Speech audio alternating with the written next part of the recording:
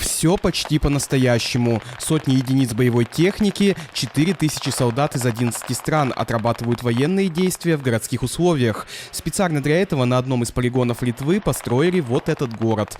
Тут и обычные жилые дома, школа с детским садиком, костел, супермаркет. Все максимально приближено к реальности. И вот начался штурм. От стрельбы и взрывов президент Литвы Дарья Грибаускайте вздрагивает.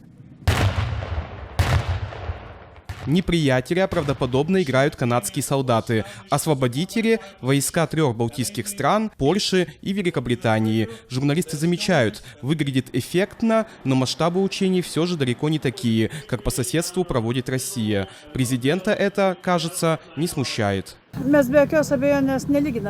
без сомнений не сравниваем ни свои масштабы, ни масштабы в других странах. Мы делаем то, что обязаны – отпугнуть врага и подготовиться к обороне. Мы это демонстрируем с 11 союзниками, так что угрозы мы понимаем одинаково. Это значит, что страны НАТО готовы к коллективной обороне, так что всякие сравнения бессмысленны. Главное – политическая воля защищать свою страну. Все. За операцией внимательно наблюдают солдаты из Германии, которые уже через несколько месяцев возглавят в Литве объединенные части союзников.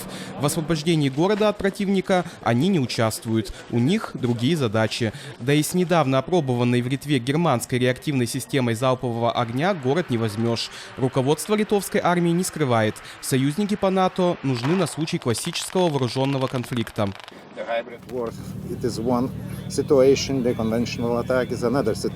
Гибридная война – это одна ситуация, военная атака – другая. Предотвращение гибридной войны – задача армии Литвы. А 5-я статья коллективной обороны НАТО используется при конвенционном нападении. Силы союзников, которые будут размещены в Литве в следующем году, будут тренироваться для отражения именно такой атаки, а не для угроз гибридной войны.